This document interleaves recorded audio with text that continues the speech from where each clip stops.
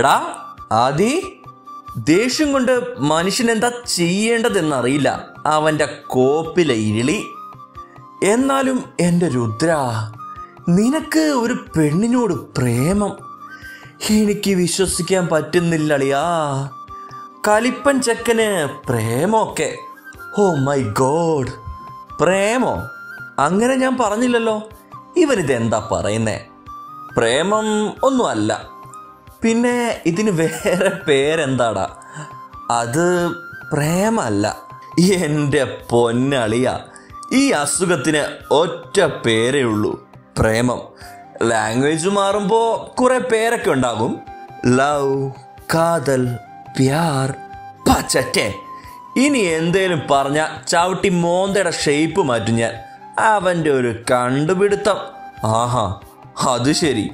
എന്നോട് കലുപ്പായിട്ട് കാര്യമൊന്നുമില്ല മോനെ. കുറച്ച് ട്രിക്ക് പറഞ്ഞു തരാം. എന്ത്? അതായത് ഇപ്പൊ നിനക്ക് അവളെ എപ്പോഴും ഓർമ്മ വരുന്നു, റൈറ്റ്? യെസ്. അതിന് ഇനി നിനക്ക് വെറുതെ ഇരിക്കുകയാണേലും വർക്കിലാണേലും ഫുഡ് കഴിക്കാനാണേലും എന്തൊക്കെ നീ ചെയ്യുന്നു അപ്പോ ഒക്കെ ഓർമ്മ വന്നാൽ. ഇതും പറഞ്ഞുകൊണ്ട് അവൻ അവിടുന്ന് എണീറ്റ് നടന്നു. എടാ പറയടാ. വന്നാലെന്താ, അത് തന്നെ. നിനക്ക് അവളോട് ലവ്, മുഹബത്ത്. അതും പറഞ്ഞ് അവൻ സ്ഥലം കാലിയാക്കി. ഇവനോട് പറഞ്ഞതാപത്തായി. ഇനി അങ്ങനെ വല്ലതും ആണോ? കുറച്ചു നേരം ചിന്തിച്ചു. പിന്നെ കലാപരിപാടികൾ ആരംഭിച്ചു. വേറെയൊന്നും അല്ലാട്ടോ, സ്ഥിരം പണികൾ, വർക്ക്, വീട്, എക്സെട്ര. ആദ്യം പറഞ്ഞ പോലെ എപ്പോഴും അവളെ ഓർമ്മയുണ്ട്, മറക്കാനും പറ്റുന്നില്ല. ആദി. രുദ്രൻ അവളെ കണ്ടതു മുതൽ ആകെ ഒരു മാറ്റം.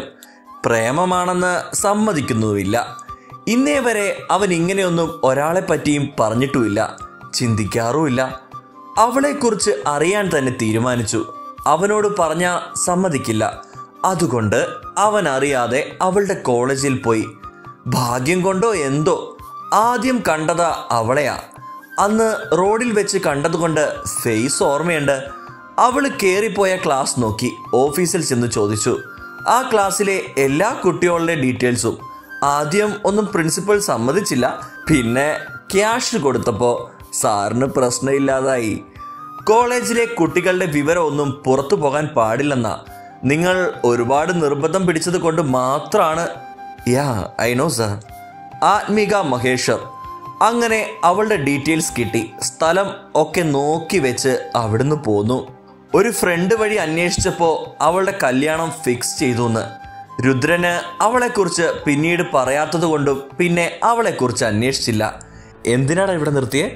എല്ലാവരും ഇവിടേക്ക് എന്തിനാ വരിക? ഓഫീസിൽ നിന്ന് പോന്ന ബാറിലേക്കാണ് രുദ്രൻ വന്നത്. മദർ ഇന്ന് കാണാൻ വരാൻ പറഞ്ഞതുകൊണ്ട് ഞാൻ അവന് കൂട്ടിരുന്നുള്ളൂ. ആദി, നിനക്കറിയോടാ, ചെക്കൻ നല്ല ഫിറ്റായിട്ടുണ്ട്. ഇല്ല, എന്താ നിനക്കറിയില്ലല്ലേ? എനിക്ക് ഇഷ്ടമാണ് അവളെ. നീ പറഞ്ഞ പോലെ എപ്പോഴും അവളാ മനസ്സിൽ. നെഞ്ചിൽ കൈ വെച്ചുകൊണ്ട് അവനത് പറഞ്ഞതും ഞാൻ അറിയാതെ തലയ്ക്ക് കൈവച്ചു. അവളെ കല്യാണം ഇനിയിപ്പോ ഇവനെ കൊണ്ട്. ഇത് കുറച്ച് നേരത്തെ പറഞ്ഞിരുന്നെങ്കിൽ അത് മുടക്കായിരുന്നു. ഇനിയിപ്പോ എനിക്ക് അവളെ വേണം. നീ തരില്ലേ? ഞാനാണോ അവളുടെ തന്ത? ഞാൻ ചോദിച്ചതിന് മിണ്ടാതെ സ്വപ്നം കണ്ടിരിക്കുക. ഇനിയും കുടിക്കാൻ നിൽക്കാതെ അവനെയും വലിച്ചുകൊണ്ട് അവിടുന്ന് സ്ഥലം കാലിയാക്കി. കാറിൽ നിന്ന് സമാധാനം തന്നില്ല തെണ്ടി. എൻ്റെ ഒരു ഫ്രണ്ട് അവളുടെ നാട്ടിലുണ്ട്, അരുൺ. അവനാണ് അവളുടെ കല്യാണക്കാര്യമൊക്കെ പറഞ്ഞത്. കല്യാണം എന്നാണെന്ന് ചോദിക്കാൻ ഒന്നും കൂടി വിളിച്ചാലോ? അല്ലെങ്കിൽ വേണ്ട. പിന്നെ അവനോട് വിവരിക്കാൻ നിൽക്കണം. ഓരോന്നും ചിന്തിച്ച് വീട്ടിലെത്തി. രുദ്രനെ റൂമിൽ കിടത്തി അവനെ നോക്കിയിരുന്നു. അരുൺ കോളിംഗ്. ഇവനെന്തിനാ ഇപ്പം എനിക്ക് വിളിക്കുന്നത്? ഹലോ, പറയടാ. എടാ, നീ അന്ന് ആത്മീകയെക്കുറിച്ച് ചോദിച്ചില്ലേ? ആ, കല്യാണം മുടങ്ങിയോ? ഒരു നിമിഷം പ്രതീക്ഷയോടെ ചോദിച്ചു. ചാടി എണീറ്റു. ഇല്ല, നിനക്കെന്താടാ അത് മുടങ്ങാൻ? ഏയ് ചുമ്മാതെ, നീ വിളിച്ച കാര്യം പറ. അത് അവളുടെ ഒരു കാര്യം തന്നെ. അവളെ കെട്ടാൻ പോണത് VK കമ്പനിയുടെ ഓണർ വിവേക്. വാട്ട്? അരുൺ, നീ കാര്യമായിട്ടാണോടാ? അല്ലാതെ പിന്നെ നീ അന്ന് വിളിച്ച് ചോദിച്ചോണ്ടാ ഇപ്പം ഇത് നിനക്ക് വിളിച്ച് പറയാമെന്ന് വിചാരിച്ചത്. എന്നാലും അവനെക്കുറിച്ച് അറിയോ അവൾക്ക്? നോ, അവൻ നല്ല പിള്ളയാണ്. ഇവിടെ ആത്മീകയുടെ അമ്മയുടെ ഏട്ടൻ വർമ്മ മകൻ വിവേകിനെ കൊണ്ട് മാരേജ് ചെയ്യിക്കുന്നു. അപ്പോൾ ഫാമിലിയാണോടാ? എന്നിട്ടും അവനെക്കുറിച്ച് അറിയില്ലേ? ഇല്ല, ഒരവസരം കിട്ടിയപ്പോൾ ആത്മീകയുടെ അച്ഛൻ മഹിയേട്ടനോട് സംസാരിച്ചു. അവരൊക്കെ നല്ല ഹാപ്പിയാണ്. ഒന്നും അറിയില്ലടാ. ഓ, അല്ല ആദി, നീ എന്തിനാ അവളെക്കുറിച്ച് ചോദിച്ചത്? പ്രതീക്ഷിച്ച ചോദ്യം ആയിരുന്നു. രുദ്രൻ്റെ ഇഷ്ടം എല്ലാം അവനോട് പറഞ്ഞു. എടാ, അവരൊക്കെ പാവാണ്. എനിക്ക് കുറച്ച് അറിയാവുന്ന ഫാമിലിയാ. വിവേകിനെക്കുറിച്ച് അറിയാത്തതുകൊണ്ടാടാ ആമിയെക്കൊണ്ട്. രുദ്രൻ അങ്ങനെ ഒരു ഇഷ്ടമുണ്ടെങ്കിൽ ഇത് നമുക്ക് മുടക്കാം. ഞാനുണ്ടാകൂടാ കൂടെ. എടാ, ഈ സമയത്ത് എങ്ങനെ മുടക്കാനാ? നാളെയാണ് കല്യാണം. അവനെ കൊണ്ട് വാ, മഹിയേട്ടനോട് സംസാരിക്കാം. അരുണേ, അത് വേണോടാ. ഒന്നാമത് രുദ്രൻ വെള്ളത്തിലാ. അവനെ കുളിപ്പിച്ചെടുക്കാ തെണ്ടി. അരുണിനോട് വരാന്നും പറഞ്ഞ് രുദ്രൻ മോര് കൊടുത്തു. കുളിപ്പിച്ചെടുത്തു. ബോധം വന്നതും എല്ലാം പറഞ്ഞു അരുണിൻ്റെ അടുത്തോട്ട് വിട്ടു. അരുണേ, ഡാ, എൻ്റെ പൊന്നാദി, നീ ഒന്ന് പേടിക്കല്ലേ, എല്ലാം സെറ്റാക്കാം. രുദ്ര, നീ ഓക്കെ അല്ലേ? ആ, അവളോ? ആദ്യം അവളുടെ അച്ഛനെ കണ്ട് എല്ലാം പറഞ്ഞ് ശരിയാക്കിയിട്ട് പോരെ അവളെ കാണുന്നത്? രുദ്രൻ്റെ ചോദ്യം കേട്ട് കിളി പോയി അരുൺ ചോദിച്ചു. അത് മതി. ഇളിച്ചുകൊണ്ട് രുദ്രനും എല്ലാം പറയണം. അവസാനം രുദ്രൻ്റെ ഇഷ്ടവും. ഏതൊരു അച്ഛനും അമ്മയും കാത്തിരിക്കുന്ന നിമിഷമാണ് മക്കളുടെ കല്യാണം. അത് മുടങ്ങി മകൾ മണ്ഡപത്തിൽ നിന്ന് ഇറങ്ങിയാൽ അതവർക്ക് സഹിക്കില്ല. അതുകൊണ്ട് മനസ്സിലായി അരുൺ, അവളെ ഞാൻ കെട്ടും. അതിനി അവളുടെ അച്ഛൻ സമ്മതിച്ചില്ലേലും. അവളുടെ അച്ഛനെ കണ്ട് അരുൺ തന്നെ എല്ലാം പറയാൻ തുടങ്ങി. ആദ്യമൊന്നും വിശ്വസിച്ചില്ലെങ്കിലും പിന്നെ തെളിവുകൾ വരെ നിരത്തിയപ്പോൾ എല്ലാം മനസ്സിലായി. എൻ്റെ ഈശ്വര, എന്താ ഇത്? നാളെ എൻ്റെ അവളുടെ കണ്ണുനീർ എങ്ങനെ ഞാൻ... മഹിയേട്ടൻ കരയാതെ. അങ്ങനെ ഒരു നീചൻ്റെ കയ്യിൽപ്പെടാതെ രക്ഷപ്പെട്ടെന്ന് വിചാരിക്കാം. നിനക്കറിയാമായിരുന്നു എല്ലാം. എന്താ ആദ്യം പറയാഞ്ഞത്? മഹിയേട്ട, ഇവിടെ ഇപ്പോൾ വന്നപ്പോഴാ ഞാനും വിവേകാണ് വരണമെന്ന് അറിയുന്നത്. അതുവരെ അറിയില്ലായിരുന്നു. മഹിയേട്ട, നമ്മുടെ മോള് എല്ലാം കേട്ടുകൊണ്ട് അവിടെ അവളുടെ അമ്മയും ഉണ്ടായിരുന്നു എന്ന് അപ്പോഴാ കണ്ടത്. ലക്ഷ്മി, എനിക്കറിയില്ല ഇനി എന്തു വേണമെന്ന്. എന്നാലും എൻ്റെ ഏട്ടൻ ഇത്രയും ദുഷ്ടനായിരുന്നോ? അച്ഛാ, ഇതെല്ലാം ഇപ്പോൾ നിങ്ങൾ അറിഞ്ഞത് ഒന്നുകൊണ്ട് മാത്രമാണ്. ആമിയെ എനിക്കിഷ്ടമാണ്. അതുകൊണ്ട് മാത്രം എല്ലാ സത്യങ്ങളും നിങ്ങൾ അറിഞ്ഞത്. ഇല്ലെങ്കിൽ ആരും ഇതറിയില്ല. മോൻ എന്തൊക്കെയാ ഈ പറയുന്നേ? രുദ്രൻ ആമിയെ കണ്ടതും ഇഷ്ടപ്പെട്ടതും എല്ലാം പറഞ്ഞു. എല്ലാം കേട്ടതും അങ്കിൾ രുദ്രനെ കുറച്ചു നേരം നോക്കി നിന്നു. മോനെ, ഞാനൊരു അച്ഛനാണ്. 2 തവണ എൻ്റെ മകളെ കണ്ട് ഇഷ്ടമാണെന്ന് പറയുന്ന ഒരാൾക്ക് എങ്ങനെ ഞാൻ... അതും പറഞ്ഞ് അങ്കിൾ രുദ്രൻ്റെ തോളിൽ കൈവച്ചു. വിശ്വസിക്കാം, ആമി എന്നും സുരക്ഷിതയായിരിക്കും. ആത്മാർത്ഥമായി തന്നെയാണ് പ്രണയിക്കുന്നത്. എല്ലാം അവർക്ക് അംഗീകരിക്കാൻ കുറച്ച് സമയമെടുത്തു. ഒരുപാട് ആലോചിച്ചു. അങ്കിൾ സമ്മതിച്ചു. നന്ദു അങ്ങനെ കല്യാണം കഴിച്ച് ഇവിടേക്ക് കൊണ്ടുവന്നു. ആദി പറഞ്ഞു നിർത്തിയതും വിശ്വാസം വരാതെ തറഞ്ഞു നിന്നുപോയി. എന്നാലും എൻ്റെ മോൻ 2 തവണ കണ്ടെന്ന് വെച്ച് എൻ്റെ അതേ സംശയം അമ്മയും ചോദിച്ചു. അമ്മേ, വെറുതെ കണ്ടെന്ന് വെച്ചല്ല, കണ്ടപ്പോൾ തന്നെ അവൻ്റെ ഹൃദയത്തിൽ കൊട്ടാരം പണിതു ആമി. അവനിഷ്ടം അവളെ. അതുകൊണ്ട് 2 തവണ കണ്ടെന്ന കാര്യം മറന്നോ? എന്നാലും ഏട്ടൻ ഇങ്ങനെയൊക്കെ എന്തു കലിപ്പനായിരുന്നു. എന്നിട്ട് അങ്ങേർക്ക് പ്രേമം. എത്ര പെമ്പിള്ളാരാ പിന്നാലെ നടന്നത്. ഇനി നടക്കേണ്ടെന്ന് പറഞ്ഞോ? ചെരുപ്പ് തേയും. ഓ ചളി. ആദിക്ക് മുഖം ചുളിച്ച് മറുപടി കൊടുത്തു. എന്തായാലും സമാധാനായി. അവനക്ക് അവളെ ഇഷ്ടമാണല്ലോ. അമ്മയാട്ടോ പറഞ്ഞേ. അതെ, ഇപ്പോൾ മനസ്സിനൊരു സമാധാനം. സീതാമ്മയും കൂടി കൂട്ടിച്ചേർത്തു. ഇനി അവസരം കിട്ടുമ്പോൾ ഒക്കെ അവർക്ക് ഒരുമിക്കാൻ നമ്മളും അവസരം കൊടുക്കാം.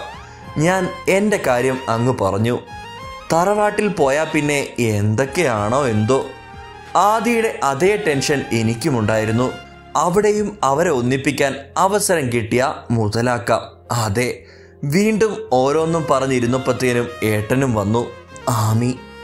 അമ്പലത്തിൽ അത്യാവശ്യം തിരക്ക് തന്നെ ഉണ്ടായിരുന്നു. ഇന്നിവിടെ വിശേഷ പൂജയൊക്കെയുണ്ട്. അതിൻ്റെ ഒരുക്കങ്ങളൊക്കെ നടക്കുന്നുണ്ട്. എൻ്റെ ഭർത്തു അമ്പലത്തിൽ കയറുന്നത് കൊണ്ട് സമാധാനമാണ്. ഞങ്ങൾ രണ്ടുപേരും നടന്നുകൊണ്ടിരിക്കെ കുറേ കുട്ടികൾ പൂക്കളൊക്കെ മറിച്ചിട്ട് അതിൽ കളിക്കുന്നത് കണ്ടു. ഒരുപാട് പൂക്കൾക്കുള്ളിൽ അവരെ കാണാൻ നല്ല രസം. എല്ലാം കൊച്ചു കുട്ടികളാണ്. ഒരു കൗതുകം തോന്നി അവരുടെ അടുത്തേക്ക് പോകാൻ. ഭർത്തുവിനെ നോക്കിയപ്പോൾ അത് എന്നെ നോക്കി നിൽക്കുക. നടക്കുന്നതിനിടയിലാണ് ഇവിടെ സ്റ്റോപ്പായത്. ഇവിടെ തന്നെ നിൽക്കാനാണോ പ്ലാൻ? അല്ല, തല താഴ്ത്തി പറഞ്ഞു. എന്നാ പോകാം. ആ അത് ഷോ. അപ്പത്തേനും അങ്ങേര് പോയി. അവിടേക്ക് പോകണമെന്ന് പറയുമ്പോഴത്തേനും ഭർത്തു നടന്നു. പിന്നെ നിന്നിട്ട് കാര്യമില്ലാത്തതുകൊണ്ട് ഞാനും പിന്നാലെ ഓടി. കണ്ണടച്ചു പ്രാർത്ഥിച്ചു. കണ്ണു തുറന്നപ്പോൾ ഭർത്തു പ്രസാദം കഴിക്കുന്നതാണ് കണ്ടത്. ഒരു പുഞ്ചിരിയോടെ ഞാനും പ്രസാദം വാങ്ങി. എൻ്റെ ഭർത്തുവിന് ഈ കുറി തൊട്ട് കൊടുക്കാൻ നല്ല ആഗ്രഹമുണ്ട്. സമ്മതിച്ചില്ലേ? നാണം കേടില്ലേ? സമ്മതിക്കുമായിരിക്കും അല്ലേ? രണ്ടും കൽപ്പിച്ച് ഞാൻ ഭർത്തുവിൻ്റെ അടുത്തേക്ക് നടന്നു. അടുത്തെത്തിയപ്പോൾ പേടിയായി. ചോദിക്കണോ വേണ്ടയോ? അയ്യോ, ആകെ പുലിവാലായല്ലോ ദേവിയെ. എന്താ? എൻ്റെ പര്യങ്ങൾ കണ്ടിട്ടാണോ എന്തോ?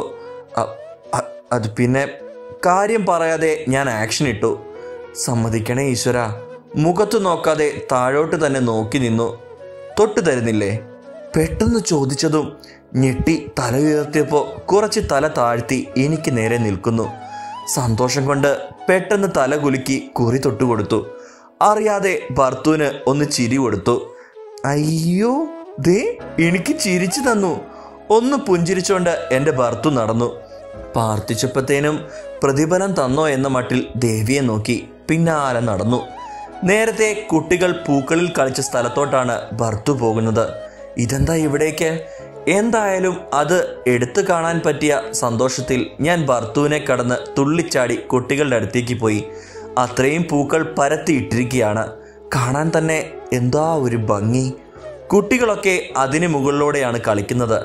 അത്രയും പൂക്കൾ കണ്ടതും ഒരു നിമിഷം അതിൻ്റെ ഭംഗി ആസ്വദിച്ച് നിന്നു. എന്തുപറ്റി ആമി?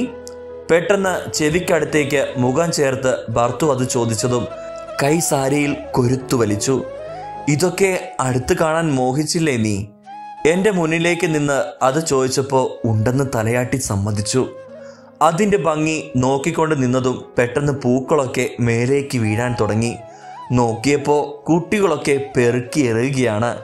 അതെല്ലാം നോക്കി നിൽക്കെ ഭർത്തു മുമ്പിലേക്ക് നടന്നതും പിന്നാലെ വെച്ചു പിടിച്ചു. വാവ്, എന്തൊരു ഭംഗിയാണ് ഈശ്വര. ചുറ്റും അത്ഭുതം കൊണ്ട് നോക്കി. അതിൻ്റെ ഭംഗി ആസ്വദിച്ച് ഭർത്താവുമുണ്ട്. ഇതൊക്കെ എന്താ? എന്തു മനോഹരമായിട്ടാണ് ചെയ്തിരിക്കുന്നത്. പൂജയ്ക്ക് വേണ്ടി ആയിരിക്കും. ചുറ്റും നോക്കിക്കൊണ്ട് ഭർത്തു പറഞ്ഞു. വലിയ പൂക്കളം ഒരുക്കിയിരിക്കുന്നു. അതിനു ചുറ്റി അതിമനോഹരമായി ചെറിയ ചെറിയ പൂക്കളും. ആ ഒരു പൂജ നടക്കേണ്ടുന്ന സ്ഥലത്ത് മുഴുവൻ പൂക്കൾ കൊണ്ട് അലങ്കരിച്ചിരിക്കുന്നു. മുകളിലടക്കം പൂക്കൾ കൊണ്ടും ഒരു കവാടം തന്നെയുണ്ട്. ഇതിൻ്റെ ഭംഗി എടുത്തു പറയാൻ സാധ്യമല്ല. അത്രയും അതിമനോഹരം. ഇതിനുള്ളിൽ നിൽക്കുമ്പോൾ മറ്റൊരു ലോകമാണ് കാണുന്നത്. പോയാലോ? ഒരുപാട് നേരം അതെല്ലാം നോക്കി നിന്നു. ഭർത്തു ചോദിച്ചപ്പോൾ പോകാമെന്നും പറഞ്ഞ ഞാനും നടന്നു. എന്തിലോ കാലുടക്കി നിലം തൊടാതെ പോയതും അരയിലൂടെ ഒരു കൈ ചുറ്റി ഭർത്തുവിൻ്റെ ഷർട്ടിൽ മുറുക്കി പിടിച്ച് കണ്ണടച്ചു നിന്നു. കണ്ണു തുറന്നതും ഭർത്തു എന്നെ തന്നെ നോക്കി നിൽക്കാണ്. ഒരു നിമിഷം ഞാനും ആ മിഴികളിൽ മുഴുകി. പെട്ടെന്ന് മുകളിൽ നിന്ന് പൂക്കൾ ഞങ്ങൾക്ക് മേലെ വീഴാൻ തുടങ്ങി. എത്ര നേരം അങ്ങനെ നിന്നെന്ന് തന്നെ അറിയില്ല. ശിവ ശിവ, ഇപ്പോഴത്തെ കുട്ടികളുടെ ഓരോ കാട്ടിക്കൂട്ടലേ. അമ്പലാണെന്ന് ഒന്നുമില്ലേ രണ്ടാൾക്കും, നാട്ടുകാരെ കാണിക്കാൻ. പെട്ടെന്ന് ഒരു സ്ത്രീയുടെ ശബ്ദം കേട്ടതും ഞെട്ടിക്കൊണ്ട് നേരെ നിന്നു. അവരുടെ കൂടെ 2 പെൺകുട്ടികളുണ്ട്. അവർ ഞങ്ങളെ നോക്കി ചിരിച്ചോണ്ട് പോയതും ചമ്മി നാറിയ നിർവൃതിയിൽ അവിടുന്ന് പോന്നു.